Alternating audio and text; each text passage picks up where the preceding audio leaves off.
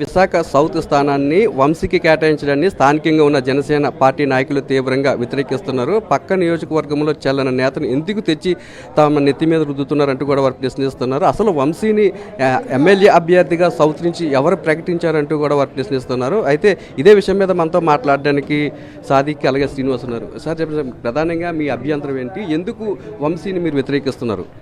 అంటే ముందుగా మనం ఎవరిని కూడా వ్యతిరేకించట్లేదండి. అసలు పార్టీ అధికారికంగా కేవలం 6గురికే సీట్స్ అనౌన్స్ చేయడం జరిగింది అఫీషియల్గా. కొంతమంది మేమే అభ్యర్థులు అని చెప్పేసి నియోజకవర్గాల్లో కొంతమంది నాయకులను తీసుకొని తిరగడం జరుగుతుంది. అయితే పార్టీ అధిష్టానానికి, జనసేన పార్టీ అధిష్టానానికి ఒకటి తెలియపరుస్తున్నాం ఏంటంటే, స్థానికేతరులకి ఇక్కడ విశాఖ దక్షిణ నియోజకవర్గం టికెట్ ఇస్తే సీట్ కోల్పోయే అవకాశం ఉంది అని చెప్పేసి మీడియా ద్వారా తెలియజేస్తున్నాం. ఎందుకంటే ఆయన గత 15 సంవత్సరాల నుంచి తూర్పు నియోజకవర్గంలో రాజకీయం చేసుకుంటూ వస్తున్నారు. అక్కడ 2 సార్లు ఓడిపోయిన వ్యక్తి. సుమారు 50,000 ఓట్ల మెజార్టీతో ఆయన తూర్పు నియోజకవర్గంలో ఆయన తాలూకా సామాజిక వర్గం బలంగా ఉన్న నియోజకవర్గంలో ఆయన ఓడిపోయారు.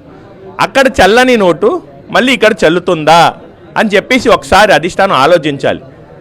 అధిష్టానం ఏదైతే కేవలం 21 సీట్సే తీసుకుంటున్నారు. ఆ తీసుకున్న 21 సీట్స్లో కూడా ఓడిపోయే క్యాండిడేట్స్కి ఇస్తే ఏ విధంగా ఈ 21 సీట్స్ మనం గెలుస్తామని చెప్పేసి మీడియా ద్వారా తెలియజేస్తున్నాం. అందుకోసమే పార్టీ నిజంగానే ఆయనకి ఇవ్వాలి అని చెప్పేసి ఆలోచిస్తే మాత్రం ఒకసారి పునరాలోచించి స్థానికంగా ఎవరికి ఇచ్చినా సరే మేము అందరం కూడా సపోర్ట్ చేసి గెలిపిస్తామని చెప్పేసి మీడియా ద్వారా తెలియజేస్తారు. సార్, ఆయన ఎన్నికల ప్రచారం కూడా నిర్వహిస్తున్నారు, తానే అభ్యర్థిని అంటూ. ఇంకా మీరు సీటే ప్రకటించలేదంటారు, ఏది వాస్తవం? వాస్తవానికి ఏ రాజకీయ పార్టీ అయినా సరే అఫీషియల్గా ప్రకటించిన తర్వాత మాత్రమే అతనిని అభ్యర్థిగా అది పార్టీ నాయకులు కానీ ప్రజలు కానీ భావిస్తారు.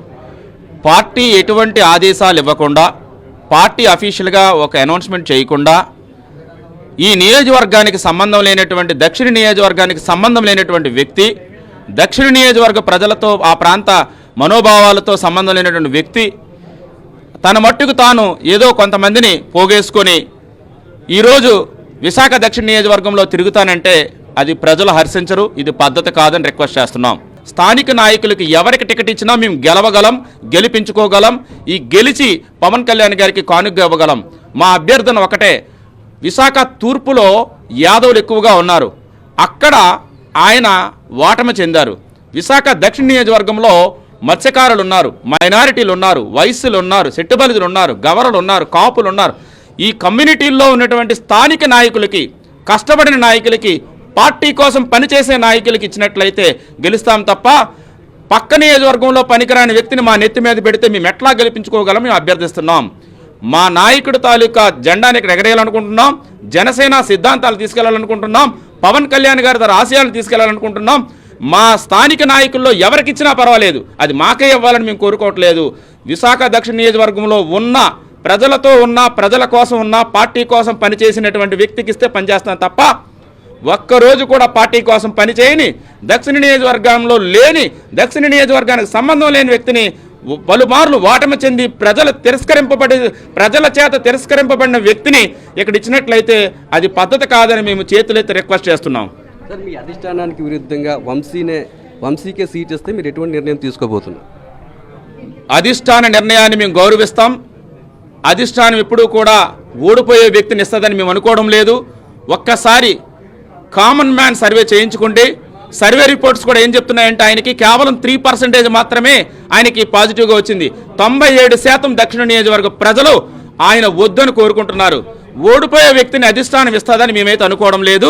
ఖచ్చితంగా గెలుపు గుర్రాన్నే మాకు ఇస్తుంది, ఖచ్చితంగా స్థానిక నాయకత్వానికి మాకు కోరుకుంటుందని, ఇన్నాళ్ళు ఈ పార్టీని నడిపించినటువంటి, పార్టీ కోసం పనిచేసినటువంటి, ఎన్నో త్యాగాలు చేసినటువంటి మా జన సైనికులకు, వీర మహిళలకి, వార్డు నాయకులకి, నియోజకవర్గ నాయకులకి మాలో ఎవరికిచ్చినా సరే మాకు అభ్యంతరం లేదు తప్ప పక్క నియోజకవర్గంలో పనికిరాని, పలుమార్లు ప్రజల చేత ఓడింపబడినటువంటి ఈ నియోజకవర్గానికి సంబంధం లేని వ్యక్తిని ఇస్తారని మేమైతే అనుకోవడం లేదు.